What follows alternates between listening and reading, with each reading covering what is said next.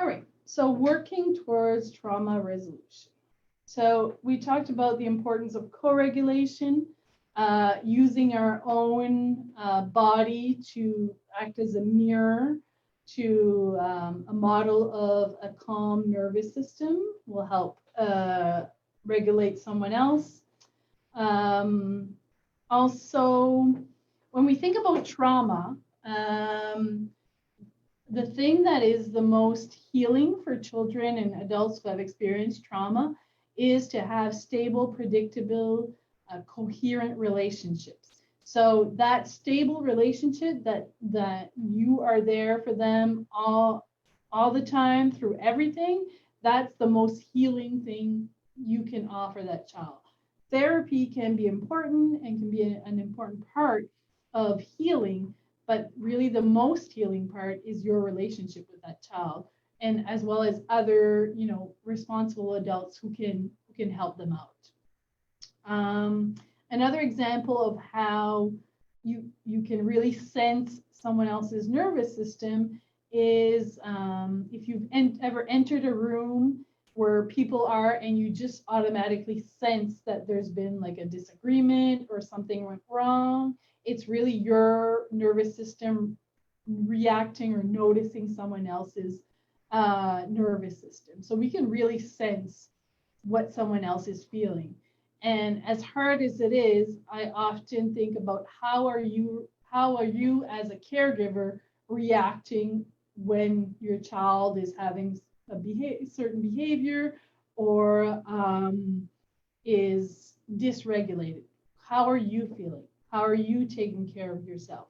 Because they need that mirror. They need to feel someone your calm nervous system.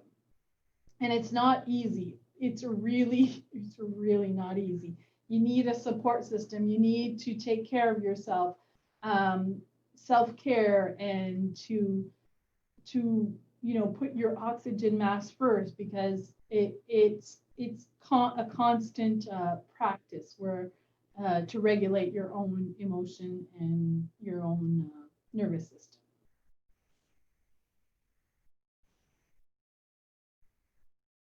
So yes, creating safety, stabilization, predictability is really an important factor. So sometimes if you have a child who has a lot of negative behavior,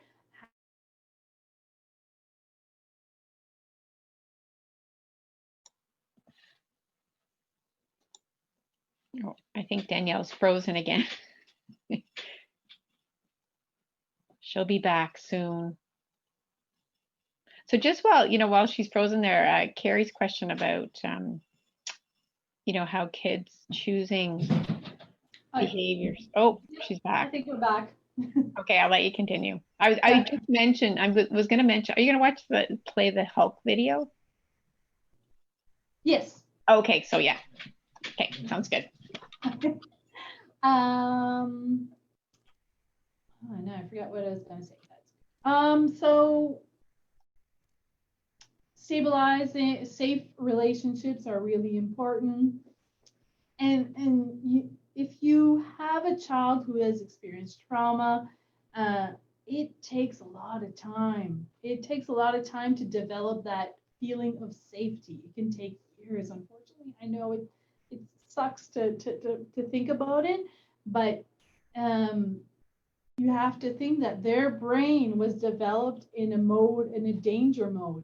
So it's going to take a lot of repetition and a lot of time before that feeling of safety and true safety is going to be developed. So the more you can empower them to have a voice, real choices, collaborate, the more you're going to have moments where they feel safe. As well, the more you can, I want to say avoid situations that create, that destabilizes or dysregulates. So if you know that that a certain event is really dysregulating for your child, how can you prepare them for it? How can you organize or kind of create a boundary around that moment so that you're not even going to get to the dysregulation? That makes sense. Okay. I'm just going to check if there's any questions. Okay.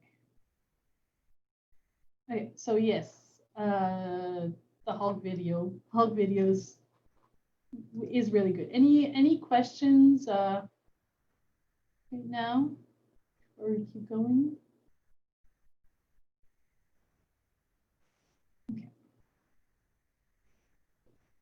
How are we doing on time? Okay. Okay, so now we're going to get into the different responses that a child can have.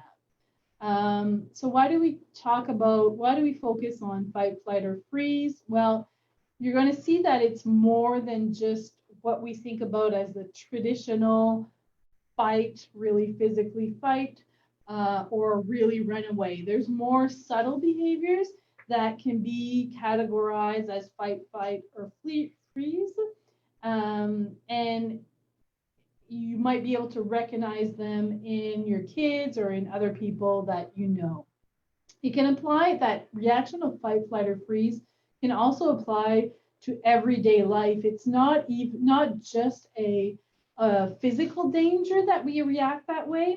If you've ever had someone who was really mean to you, for instance, or a boss who reprimanded you, and you had a feeling that you wanted to yell, or you were really upset and bothered by it, it's probably a fight, flight, or freeze, probably a fight response that you have, or that you have a big argument with a friend and you don't want to see them again, you want to avoid them.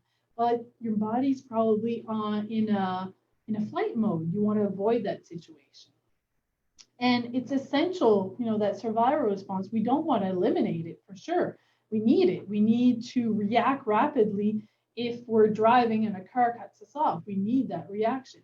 We just want it to work properly, right? And we want to increase our window of tolerance. So a few examples of freeze. Feeling spacey, feeling disconnected.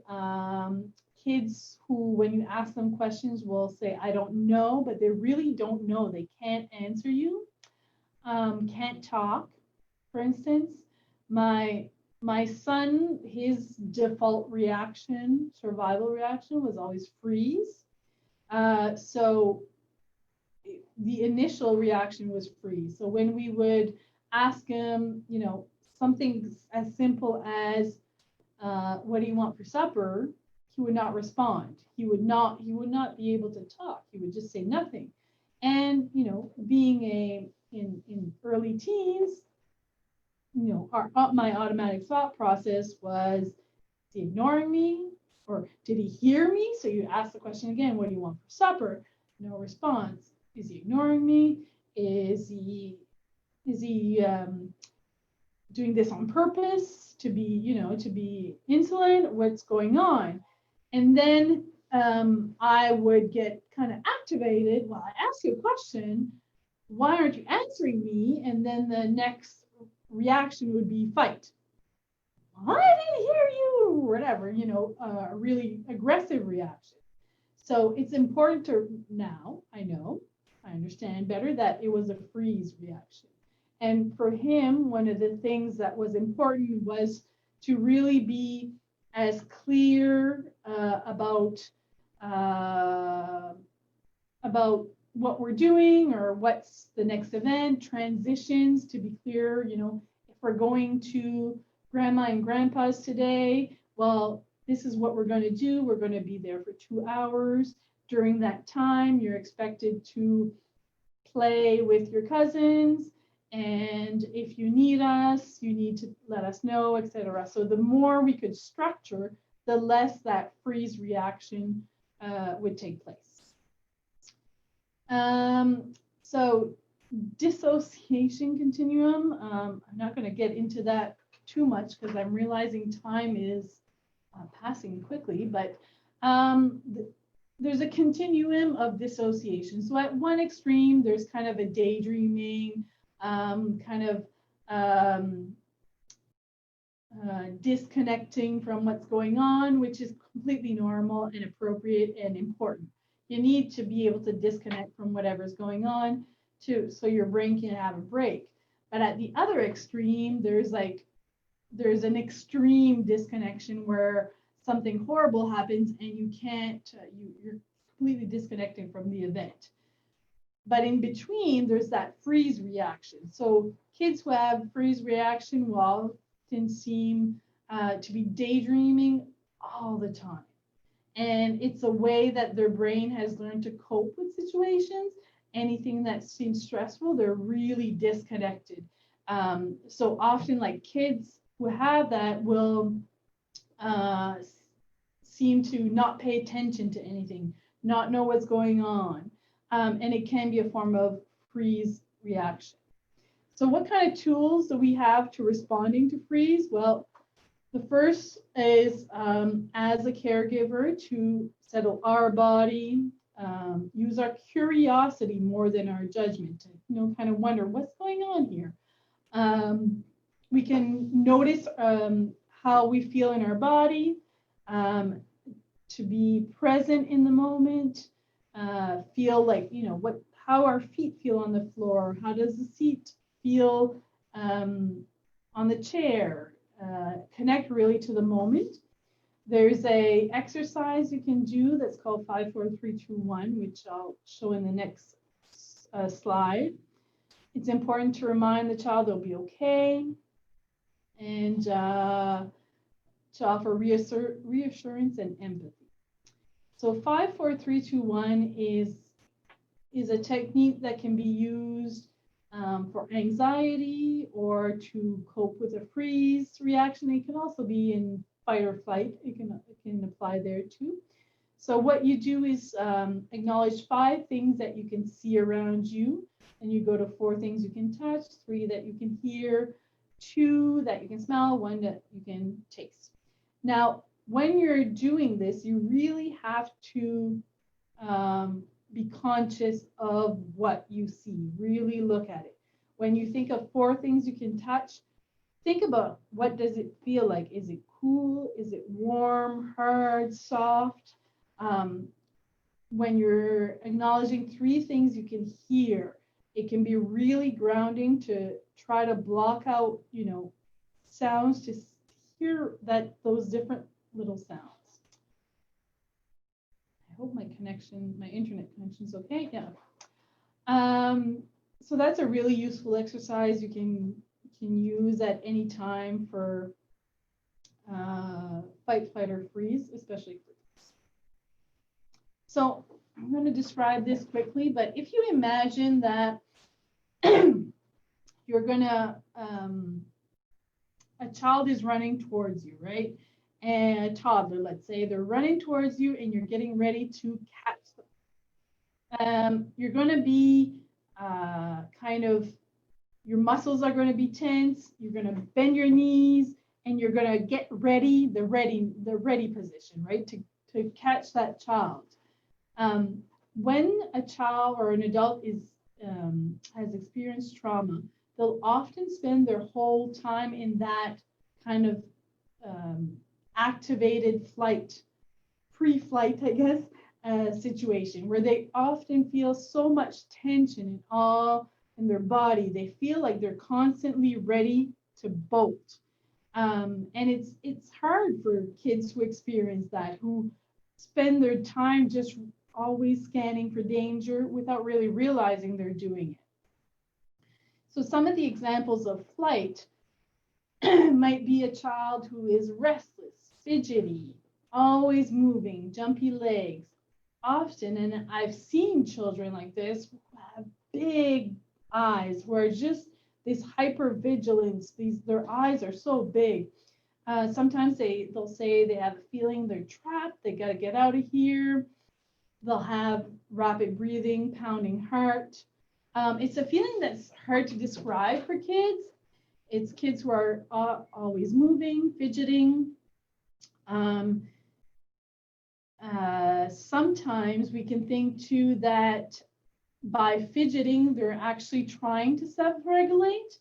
Sadly, in some school environments, especially with the older kids, we try to stop them from fidgeting, right? Stop them from moving around, and but maybe they're trying to regulate their body so that they don't have a big outburst, right? I see there's a couple of questions. I'm just curious. Love the book Big Feelings Come and Go, gives great examples. And Anglophone schools are using zones of regulation. If it is well explained, it is a useful venue to learning about emotions. All these kids are runners, they run away from. Yes.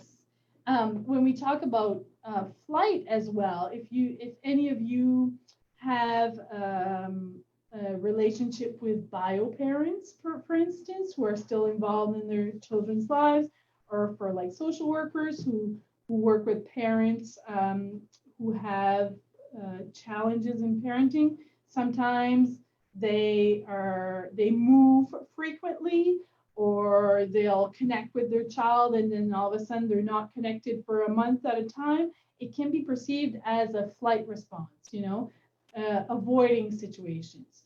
So when you look at it that way, it's not, you can have empathy.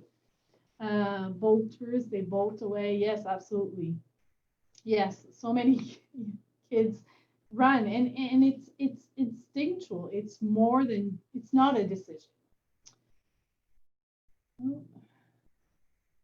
So I just have a quick slide on trauma versus ADHD, because if you notice in the freeze and flight, a lot of reactions can kind of sound like ADHD. So is it ADHD or is it trauma?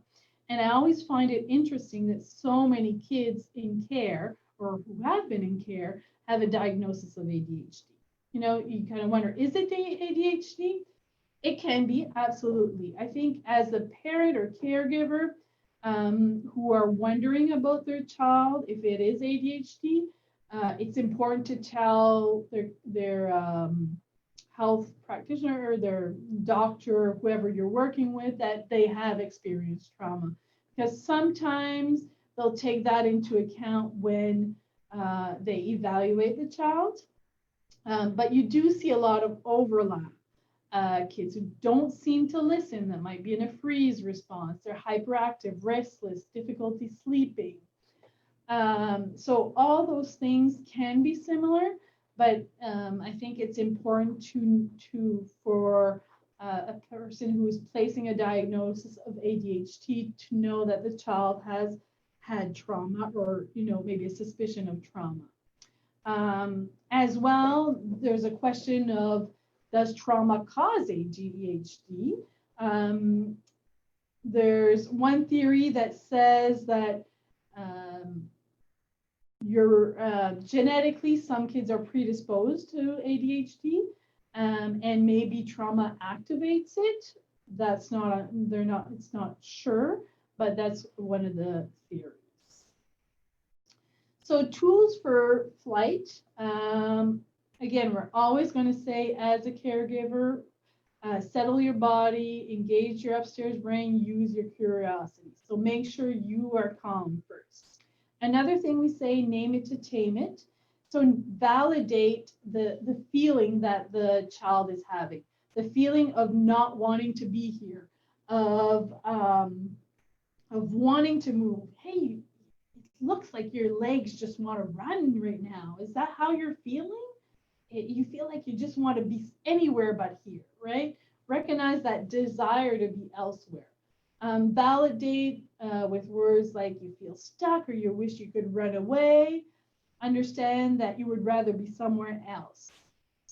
Often kids don't have words for how they're feeling, so it's up to the adults to kind of give them some choices of is this what you're feeling or this, so they can kind of put ideas to it. And the more we encourage movement, fidgeting, pacing, engage in that movement can help regulate their body and help them avoid that actual running away, right?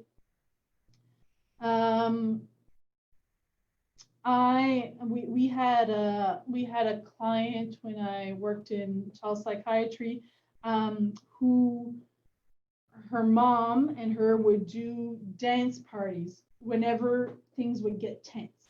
So mealtime was a very tense time for the family. There was often arguments, and the child had experienced trauma and had food insecurities. So meals were always just kind of a difficult time.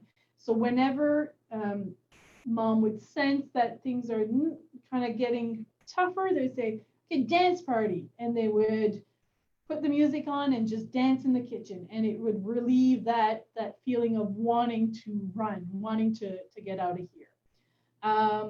Walking, movement is so important. I don't know if you've ever, especially with teenagers, if you've been on a drive with a teenager, for instance, it's like the time where they tell you everything.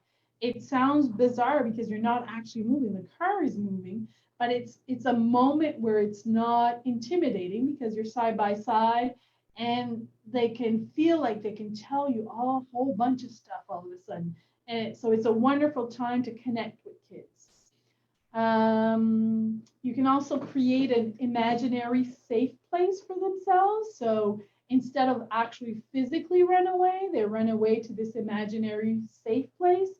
And when you create that imaginary place, you give it as much detail as you can. So you create with the child, okay, if you could be anywhere, where would it be? What does it look like? What color are the walls? What does it smell like? What kind of snacks do you have there? And you really give it a lot of color and context and activate those senses so that when they seem dysregulated and might be in a fight response, hey, how about we go into that imaginary place? And you name it. You give it a name, and you remember how you have your favorite snacks, your granola bars or whatever it might be, and the walls are purple or etc. And also for flight, we do have kids who run away, who physically run away, whether it be just a younger kid who runs off within the same place or actual runaways that, we don't have a connection for days maybe. It's important to know, kind of plan out how you want to maintain a connection with that child, how you want to connect when they come back. So what is your plan when they come back? To, you want to express, I worry when you run away rather than I'm upset, or you want to express worry versus anger about their desire to run away. You want, if you want with teenagers who tend to run away, you can establish, a kind of a contract of, I know this happens. How about you send a text, or, is there a way you can at least just let me know that you're safe? And sometimes that can help. I see I have several. I'm just gonna see what the comments are. Oh, and there was an exercise I wanted to share too. Okay, so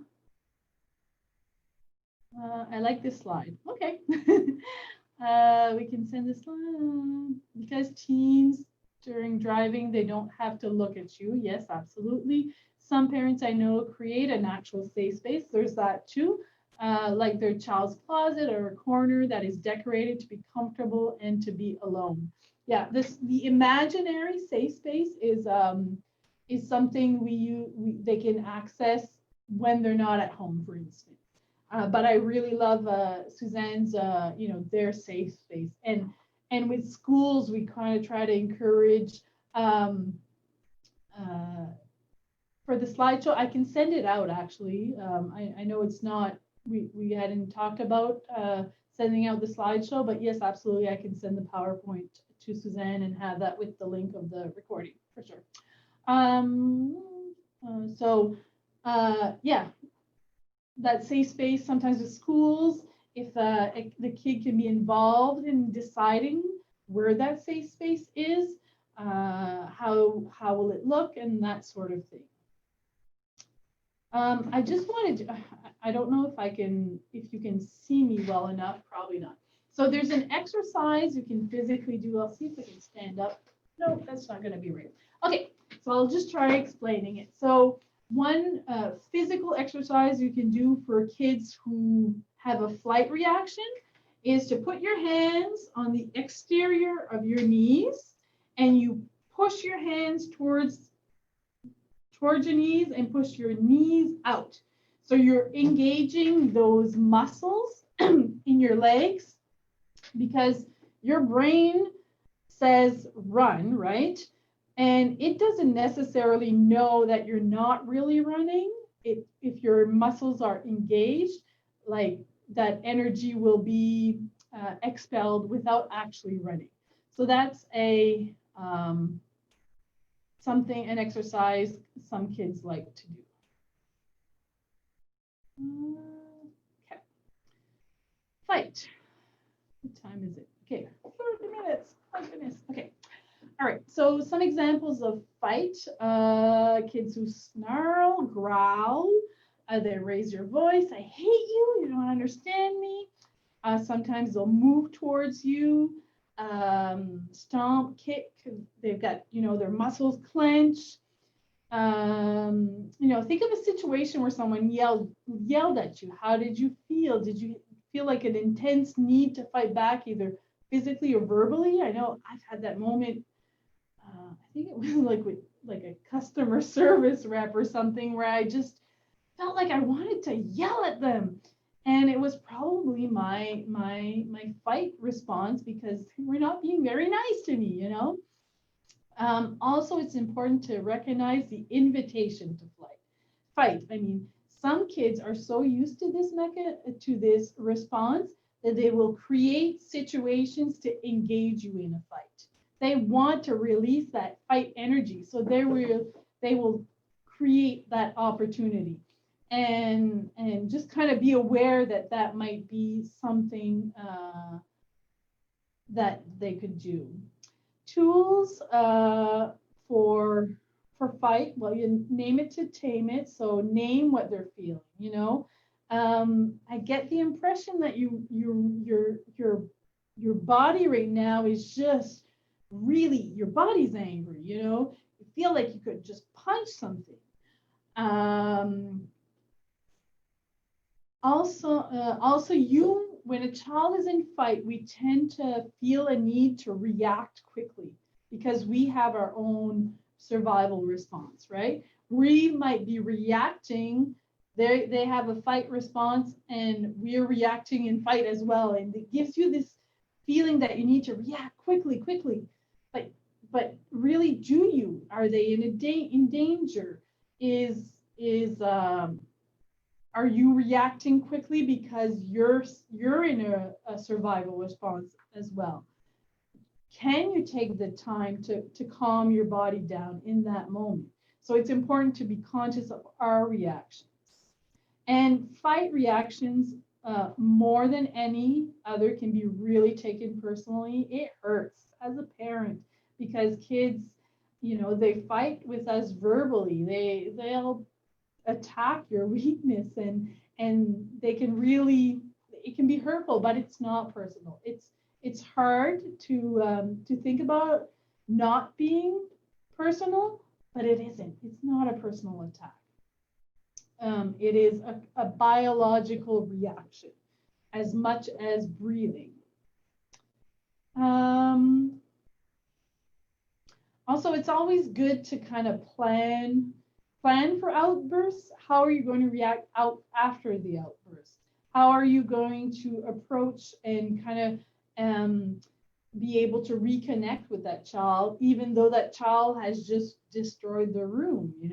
How are you going to still say, okay, yeah, you destroyed your room, you punched a hole in the wall, but I'm still here, I still love you, we're going to get through this. And that can be really hard to do as a parent, but it's a really important part of healing. One of the exercises you can do for fight, which is similar to the leg exercise, but it's with your arms, because with fight, it's a feeling of punching. So you put your hands together and you press as hard as you can to really activate those muscles in your arms, to try and release some of that energy that your body wants to dispel. Okay.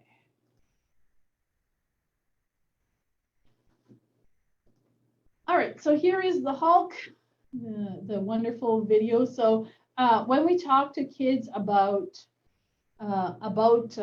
fight, flight, or freeze reaction, sometimes we'll use terms or rename it in a special way. Like some kids will say they Hulk out, or some kids will say that they have a volcano in their heart and the volcano explodes when they lose control.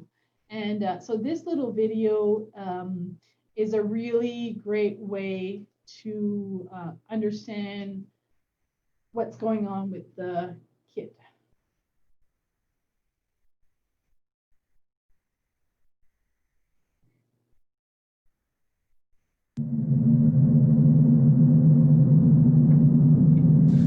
Hey, welcome back, everyone.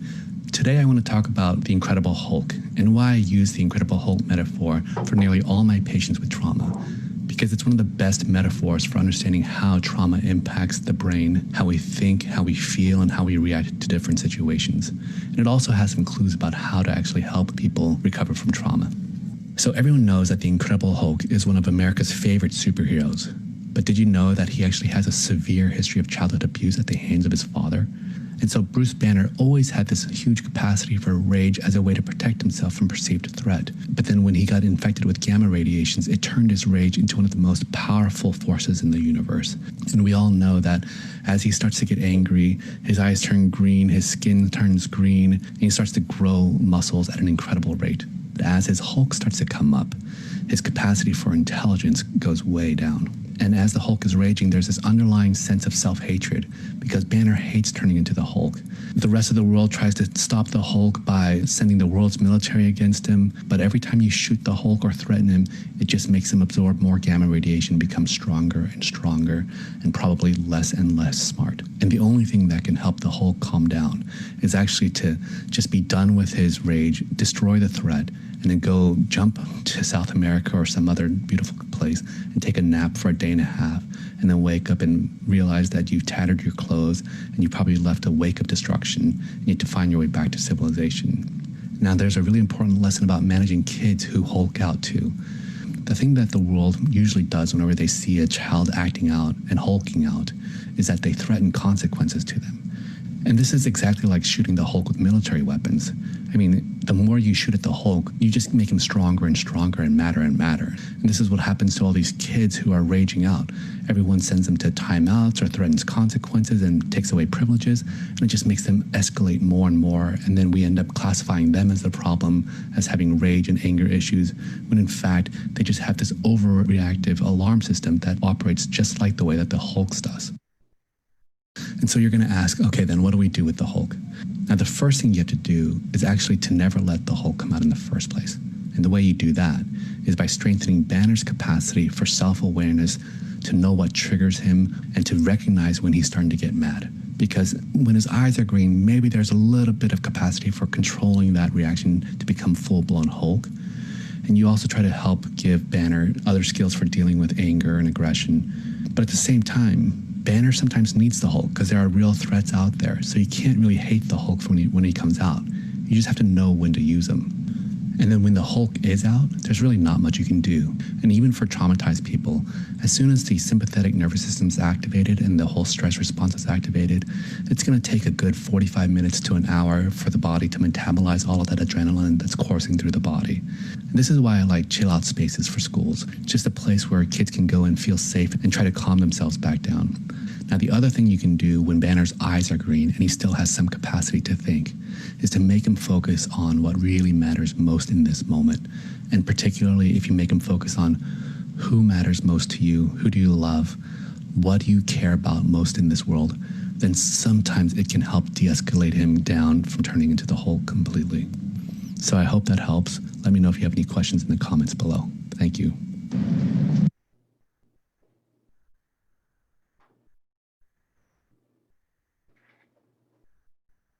So I love that video.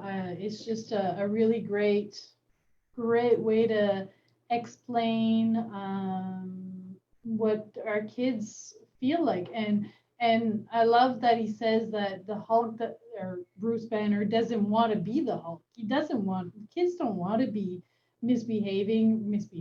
I don't even like that term. Don't want to have that reaction, that volatile and aggressive reaction. They don't want to be that. It's not fun at all. And sometimes there's feelings of regret, of just feeling bad for themselves, feeling like they hurt friends maybe. So the Hulk, that video is a really great video. Suzanne shared the link, but also on the Adoption Network website, they've created a wonderful page of a whole bunch of resources, among which this video is, as well as others.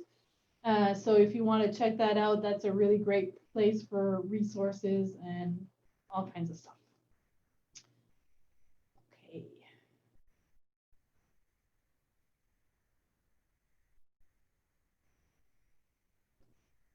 All right. Sometimes we can kind of get stuck in fight. And the concept of being stuck is when we're kind of both arguing, mom is arguing for one thing, the child is arguing for another thing. For example, arguing with a teenager, and the teenager wants their phone, and the parent is arguing, don't talk to me like that. So they're both arguing two different things. One wants the phone, one wants respect, and they're just stuck in this fight. They're both stuck in this fight. So it's important to kind of recognize being stuck and to explain the concept of being stuck to a child or a youth, and to recognize it and say, okay, you know what? I think we, not just you, but we're stuck right now. We're stuck in this fight. So I think we need to do something to get unstuck.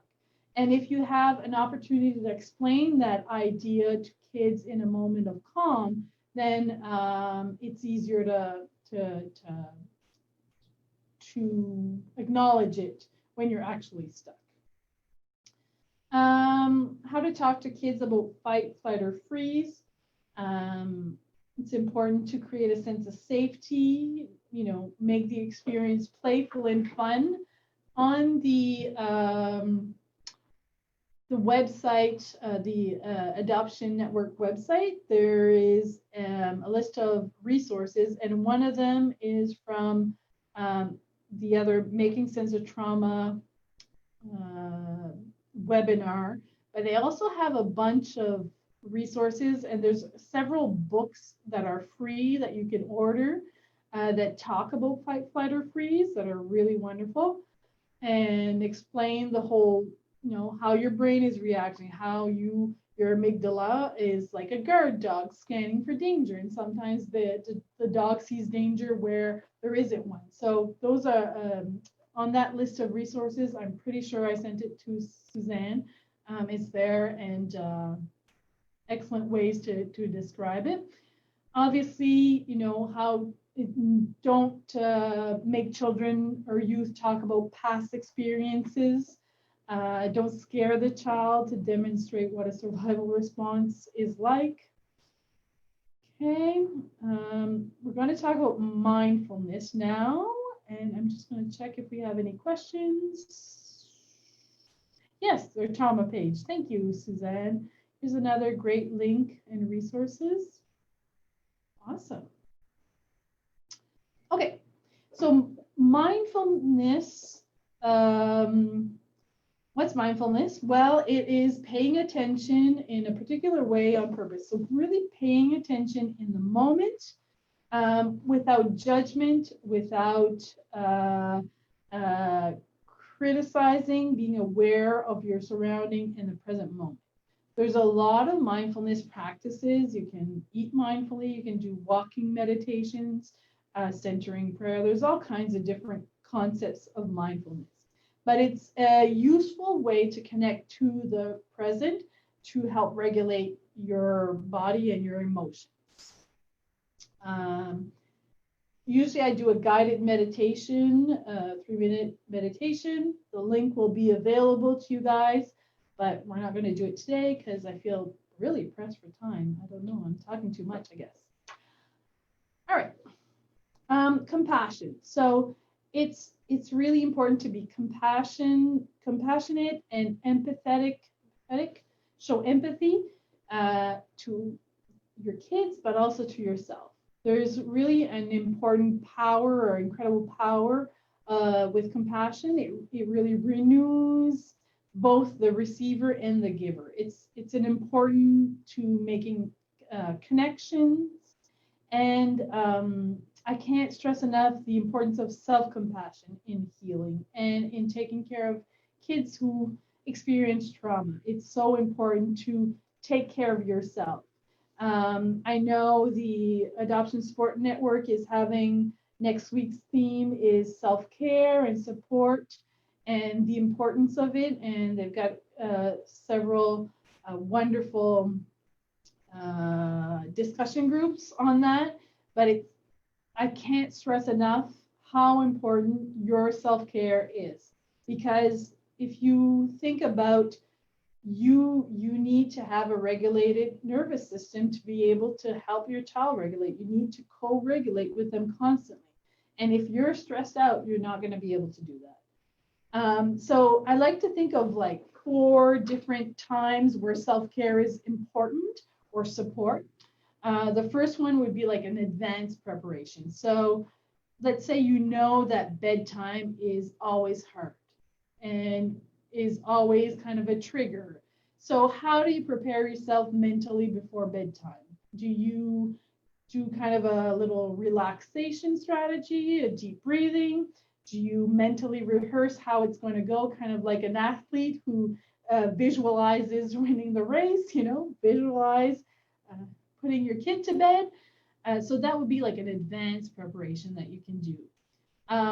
The in the pocket strategies is kind of in the moment, kid is dysregulated. What can I do in the moment to calm myself so I can co-regulate with my child?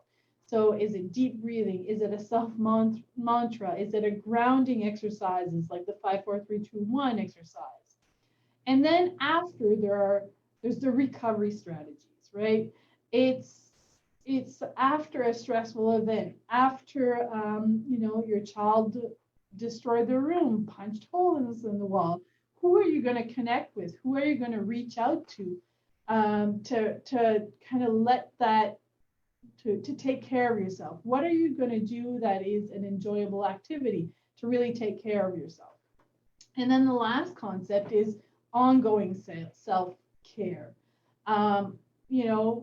It's very important to have me times and built in and connect to the community. And I mean, the fact that you're connected here to the Adoption Support Network, it might not be self-care, but you're doing stuff that's for you and to help yourself and your family. And that concept of when you're in an airplane and the airplane's going down, you have to put your oxygen mask first before you put the oxygen mask on the person you're taking care of, because if you don't, and if you put on them first and you pass out, well, then you're both kind of screwed. Screwed, whatever. So it's important to really take care of yourself, and I can't stress that enough. And it has to be, it's an ongoing thing, because it's really, it can be difficult taking care of kids who have been through incredible things, unimaginable things. I just saw there's a few messages. Okay. Kids will pick up on mental state even if you try to hide it. Oh, absolutely. Your wellness is so key to their wellness. It takes practice. Absolutely. Yes. Okay. So when more things, bad things happen, because, children have experienced trauma and sometimes there are more bad things happen. I think of especially children who are have been in foster care, for instance, and sometimes there is a um, uh, they reconnect with their birth parents, and maybe there's a disconnect with birth parents again. It can be stressful. So how do we deal with those things? It's important to give age appropriate information. I think about with the whole Black Lives Matter movement is a big stressful thing going on, and the riots and all that stuff. And is that something my daughter is Black, so I think about, is that something I want to discuss with her? Is that something I'm that we're ready to explore? Limit access to TV, offer reassurance that you're here for them, that we're going to get through this. It's appropriate when bad things happen that their behavior is going to change for 6 to 8 weeks, that they might experience anxiety. That's normal. 6 to 8 weeks after something stressful happens, it's completely normal. If it persists longer than that, well, maybe it might be important to go seek out additional help.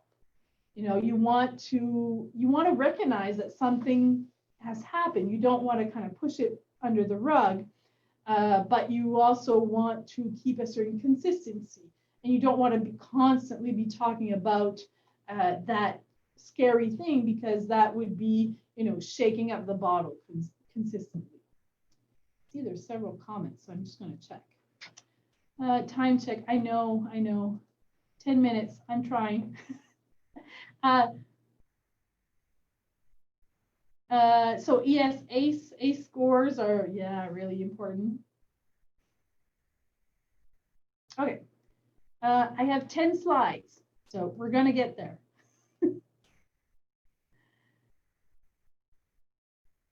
Okay. Grief and sadness. So loss threatens a person's sense of safety, of control, especially for children who are in care. They've experienced lots of loss, right? Repetitions of loss. It's often between family relationships, possessions, sense of community. And children will often grieve at the developmental age that the trauma occurred. They not necessarily at the chronological age. It's important to create space, time, rituals to enable a child to grieve, to be present, to talk about stuff that that if they miss their birth parents, that if they want to talk about something that's happened, it's important to let them experience and express the grief in their own time. And expressing grief can be a sign of progress, actually, that they feel safe enough with you as their caregiver to talk about it is really important part. How we heal is with relationships. Ruptures occur. So by ruptures, it can be an actual physical rupture, but it can also be a fight, right?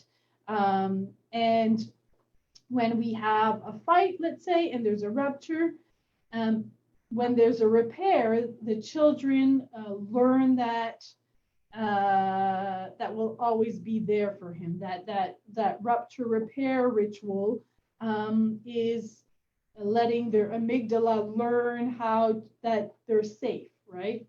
And sometimes kids after fights can make like small gestures of repair that can be overlooked, like like you just reprimanded your child for, I don't know, drawing on the wall, and you had a big blowout over it, let's say, and then there's the rupture, and then your child comes back and says, do you want to play with me? And you think, really? We just had this big fight and you want me to play with you? I'm really pissed off right now. But maybe the act of, do you want to play with me, is that child trying to offer a repair of the rupture. So it's important to be aware of that, and that repair and rupture is how children develop, learn how to regulate as well. So offering repair teaches and models for children how to build and maintain healthy relationships. You can also talk about, how will we repair? If we have a fight, how should we deal with it? What do you think? What could be a good way to repair that? How do we get over a fight? Okay. So staying self-regulated. I'm just going to go through these quickly because it's a lot of kind of repetition. So when our nervous system is regulated, we operate in our window of tolerance, we feel connected, we can make choices and feel empowered. So I'm just going to show another quick video of a regulated nervous system. And it's a fun video. I think you'll enjoy it. It's a really good example of the fight, flight, freeze reaction. So this is a little kid. His name is Emerson, and his mom is blowing her nose, and it really scares him. So just look at his reaction, his eyes, in his situation. Yeah.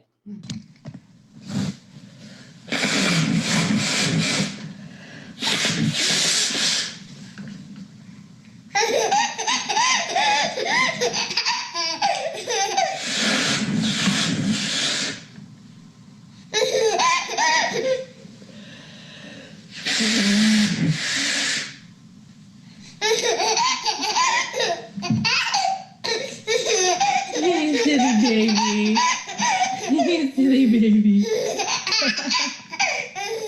Does mommy's nose scare you when I blow it? Does that scare you when mommy blows her nose? Yeah?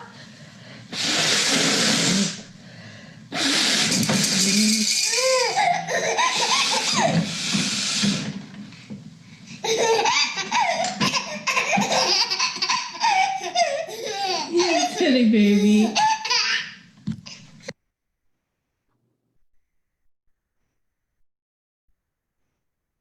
So in that video of Emerson, he really has a survival reaction. You see his eyes are big, scanning for danger, and he moves back, right? If he could run away, he would run. He has a flight reaction. And then he leans forward a bit, kind of out of curiosity, and then he laughs.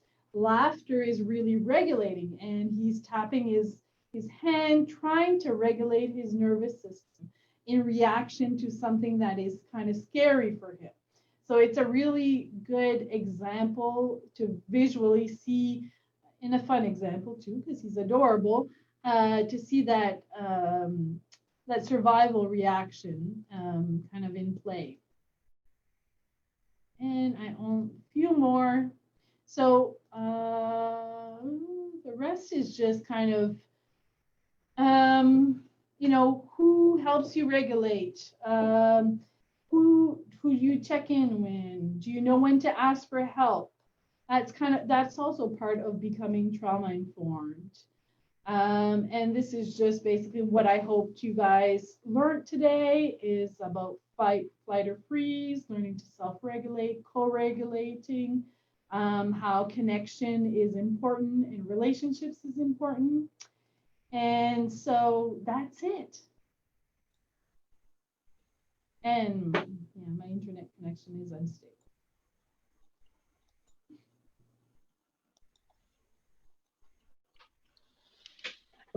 All done?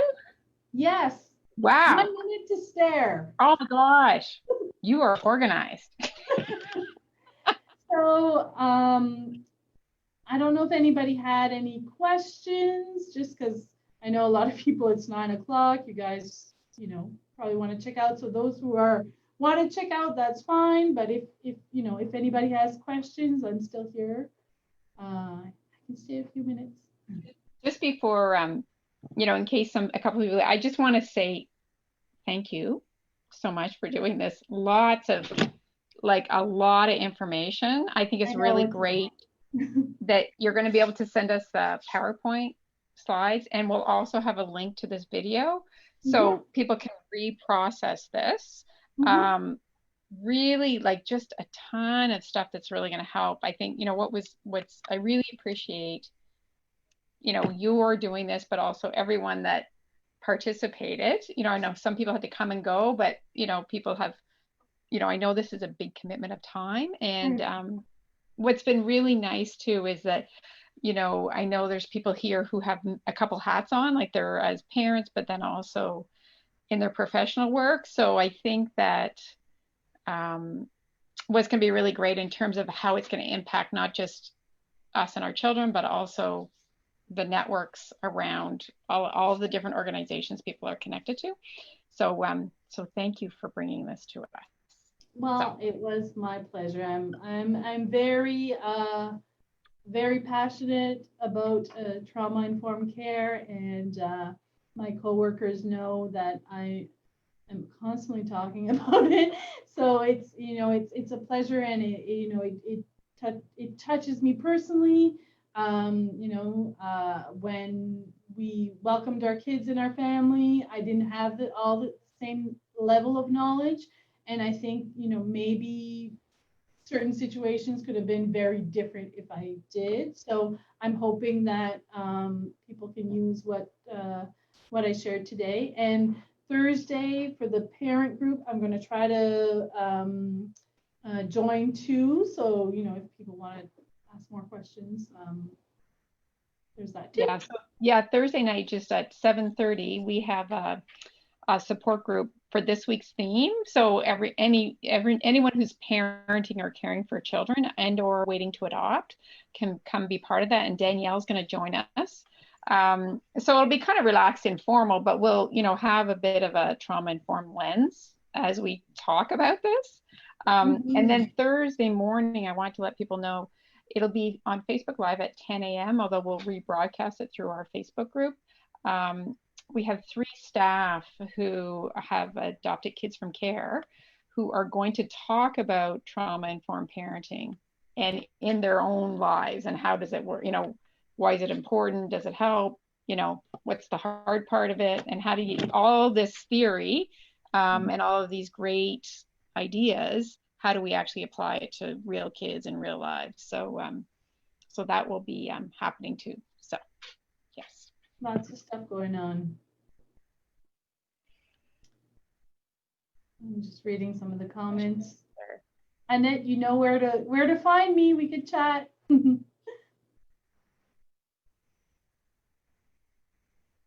Yeah, and people in the comment, I don't know if everyone caught them, and some of them were private message and some of them were to the whole group. I sent these privately. Oh, whoops.